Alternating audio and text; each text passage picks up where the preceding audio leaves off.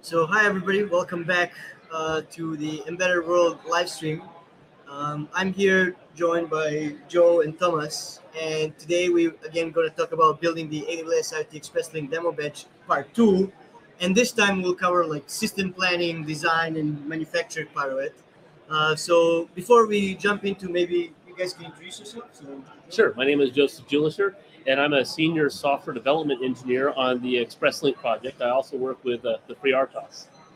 Yes. My name is Thomas. I'm a senior IoT solution specialist architect. I'm mostly working on enabling our customers actually using our IoT products. Excellent. So, I mean, before we jump in, maybe one of you can just recap like what we covered in the previous section. Yeah, sure. So yesterday in part one of this conversation, we talked about the need for such a device or for such a demo badge, and that we actually launched the product last year, right? So we needed some way of telling our customers why should they use it, how can they use it, to spread the word, spread the message, and also to educate our partners as well as our customers on how easy it is to get IoT devices connected. Excellent. Yeah. And as an embedded device, this is designed for an embedded situation. Having something that you can hold and wear Yes. is much better than just a cloud system. Yes. It's hard to blink LEDs in the cloud. I was lucky enough that Thomas gave me one, and I was like going around and wearing it. Everybody, "Oh, what is this blinking? What is this?" I was like, "Yeah, you cannot buy it yet, but they'll probably be in stocks at some point." That's Maybe we can start with this, when will they be in stock, and if you know, or So the demo badge itself is built for our trainings and for our workshops. So we built it initially for reInvent last year. So we built a couple of hundred of those devices and gave them to our participants in Las Vegas at reInvent to really run the first couple of workshops lucky with them. guys. And now, kind of as the year moves on, we have more and more of those events. More and more customers actually learn through other channels, through other media, like the stream, about the capabilities of ExpressLink. And they keep asking us, like, can we get our hands on a device? Can we learn more about those capabilities? So now we're trying to figure out how do we make the best use of the devices that we have, and also, of course, plan for the next gen, for the next revision, to make it even more fun. Excellent. So getting an ExpressLink to try out, sadly, you can't do it through the badge. Instead, here's two example development kits that are available through DigiKey, Mouser, other distributors. This one is the development kit for Espressive, and this is the new development kit from Realtek. So these are available today, and you can just kick the tires on an ExpressLink using many of the same capabilities that the class Excellent. teaches. Excellent. So was this included in the design process when you were designing this? Like, is this something that you started with and then came to kind of like this thing? Yeah, Or so how does it go? as every good design project starts, right, you make a choice on your microcontrollers and on your modules, on the chips that you want to use. That's why our partners, our ExpressLink partners, come in really handy, because all of them provide a dev kit, an evaluation kit, a development kit, such as these guys that you can plug into an Arduino Uno and can get started really easily and really quickly. So that's how you build kind of your prototype number 0, right? Yeah. Doesn't look like a product yet, doesn't behave like a product yet, but you can test out the capabilities, start your first couple of lines of codes, and then you actually start designing and building your actual prototype that we then kind of went into this form factor. So we came up with the idea of, okay, let's do like a badge system. You can clip in a lanyard. You might have a display in your corner, have a microcontroller in a different corner. On the back side, you might want to plug in a battery because it's a badge, you want to wear it, so it's operated. And with that first prototype, or the prototype 0, as we call it nowadays, actually, we learned that the display orientation down here matters quite a lot. So as you can see, there is a small form factor for the display, a little bit above that, but for some odd reason, it points downwards. So mirroring the footprints on your PCB design and getting the left to right, up and down orientation correct is also quite important. That you learn during building your first prototype. Yeah, I was actually about to ask, like, were there any mistakes? Or, Oh, like, always. but There's things that you try to think of every possible scenario, but you're not going to get that first version right.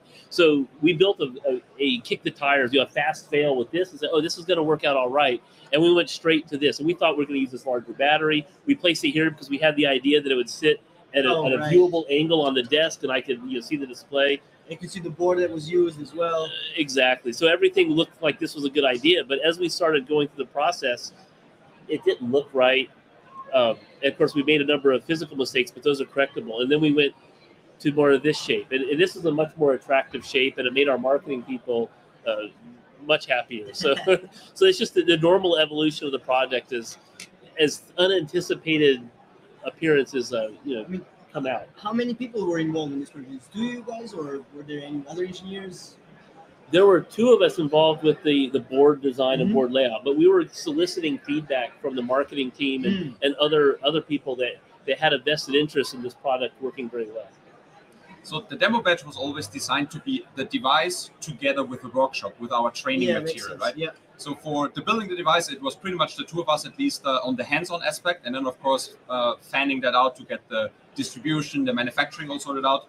And then actually building the workshop, that's where we really branch out into the larger AWS community, solution architects, other folks, to build modules, to build training material, to make use of the device that we have built here.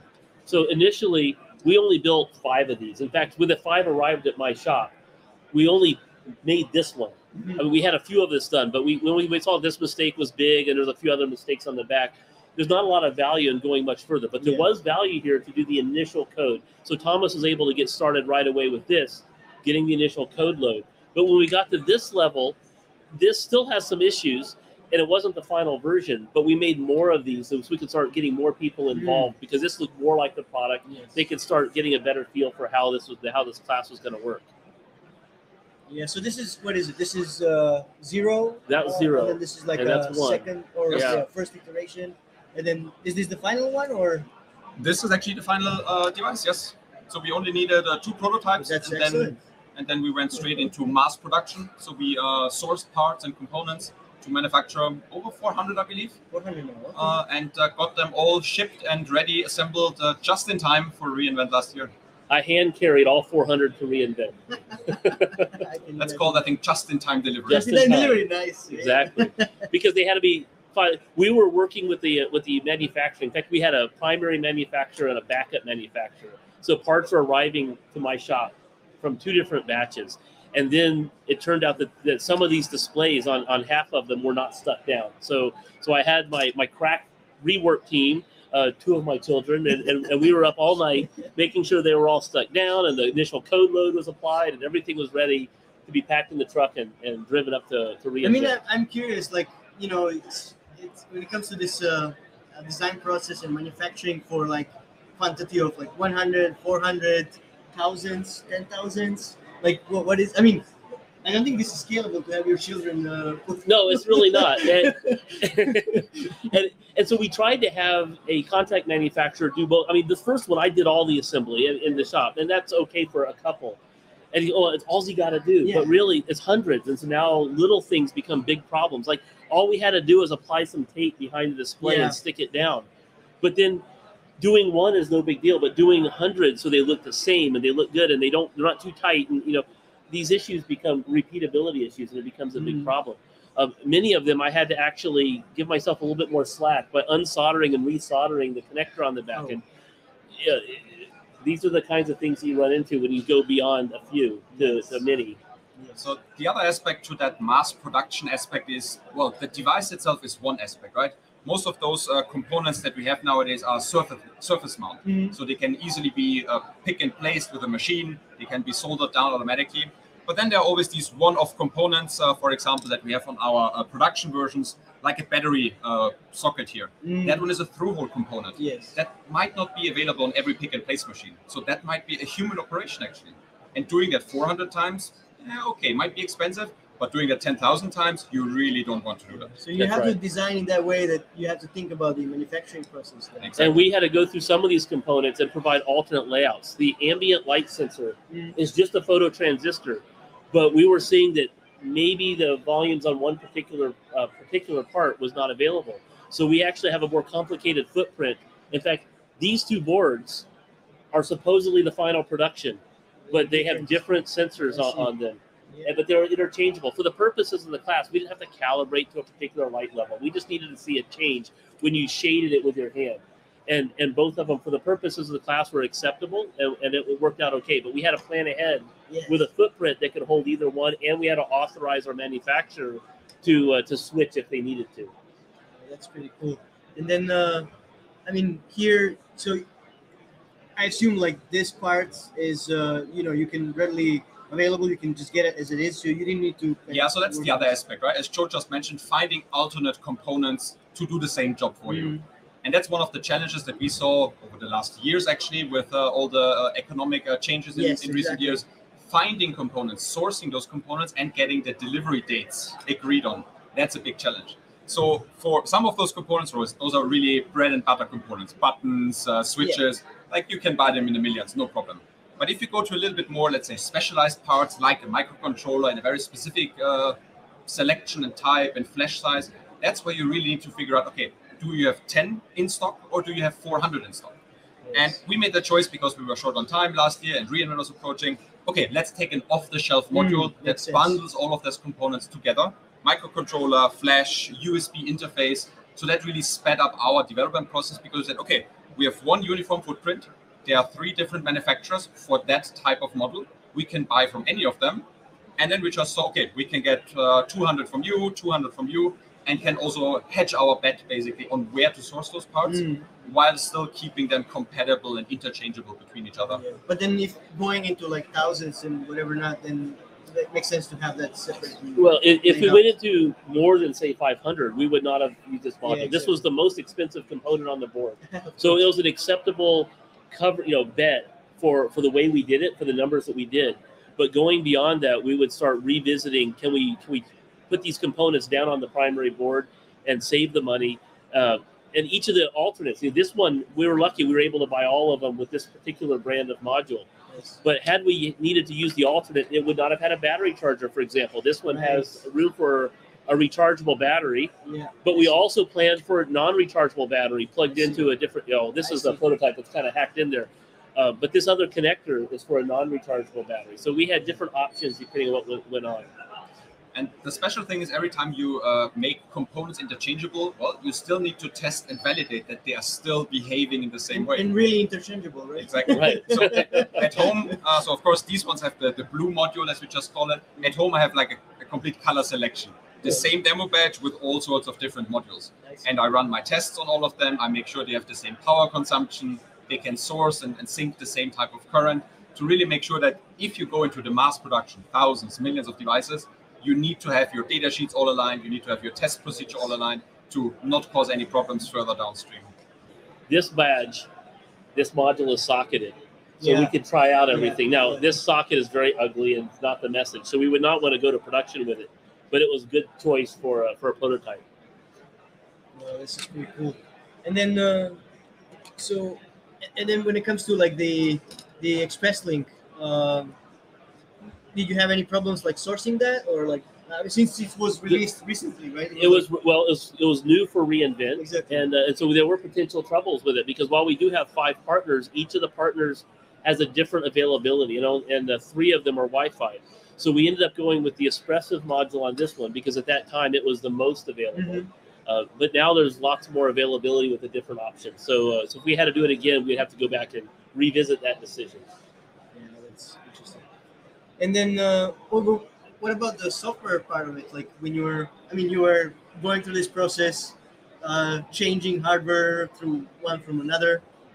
Was software also changing at that point? Yeah, so that's the other aspect to the manufacturing of devices, right? It's not just soldering down your components. Maybe it's automated, maybe it's a manual soldering process. You also need to flash your firmware and kind of your initial bootstrapping code to get those devices up and running and do what you want them to do. So as part of our manufacturing line, so to say, some of the boards were already flashed straight from the assembly house. Some of them came bare bones. There was no software on it. So we had to take it upon ourselves to flash that first firmware, download our files into it, and then as we continuously and in parallel develop the workshop content, also keep the update between the workshop content and the software on our badges. So going then to reInvent, the week before, 2 weeks before, or a month before, right? Of course, we finished early developing our workshop, of course. So we had to kind of keep those assets and those firmware versions in sync between the things that we described in the workshop and the things that were actually running already on 400 batches, packaged up, ready to ship, and then making a last-minute change would not have been feasible. So part of that, while we were working through with the manufacturer, we had to do an initial load of production schematic production layout, but a short run of say 20 boards, badges to validate it, and then to see the people who are writing the code for the workshop. Because I kind of switched gears to babysitting the 400 build, but these guys couldn't just stop. They had to finish the final code on final hardware. We had to take press shots, put into the documentation. We have demos that we're showing here at Embedded World. They have 3D models. Those 3D models had to be correct. No, So we couldn't just wait till the very, very end and have the ones delivered at reInvent. They had to be ready earlier, but not all 400. So that's why some of these badges exist the way they do. The other aspect to that is we just talked about parts, interchangeability, and manufacturing itself. Right. So how do you test the device? Yes. How can the assembly contractor already test them? So we built in a self-test procedure. Right. So what you can see on the screen, it's flashing by every couple of seconds. There is a screen that lists out every single component, every single sensor, and it performs a self-test check. Can it read the sensor temperature data? Can it read the buttons? And then it will tell me, okay, okay, okay, fail. Oh, I know this one is not good. I need to take it outside, take another check. And if it passes our self-test, then it goes into the final flashing procedure, gets packaged up. We made a couple of nice carrier handles here to like really stack them and put them together, nicely locked and everything. So then we know, okay, this one is fully tested. We put it in the rack, set it aside, ready to use. So you were able to deliver that self-test while the manufacturing process was taking part, so they can go through it. I wrote a test procedure that took his self-test code, explained the display, the final steps, and I sent that to the contract manufacturer. Now, we still had to, when they all came in, we did a final test when we were doing the final code load. We had to do any changes. So I had racks of like a pipeline of operations. So one of my daughters would take the board and she'd put the code in and make sure it's the final version. and then the next person would check to make sure that all the items on the self-test screen passed. And anything that didn't pass went into my pile, and I had to go back to the lab and do rework. So you had a production line at home? Oh, completely had a production line. That was what we were doing the last 2 days before reInvent. That is pretty cool. Okay. So, and yeah, I mean, for that quantity, yeah. So, but, it was manageable with 400, but it was crazy for a while. So that's the other component, right? Joe just mentioned sending those instructions to the contract manufacturer to do the self-test. Well, we spent weeks, months kind of developing that and knowing every single detail. Telling that to somebody else to run that test in procedure. Asia on a different time zone. Oh, yeah. No, I feel your pain. In many situations, like, having that documented in a way that somebody who is not from the same context can go through the list and make sure like everything is and then when everything arrived, you find out how the test was really executed. Yes. And how it exactly matched, but was not quite. So something was lost in translation, so we still had to do some adjustments. It worked out in the end, but it was interesting. This is excellent process.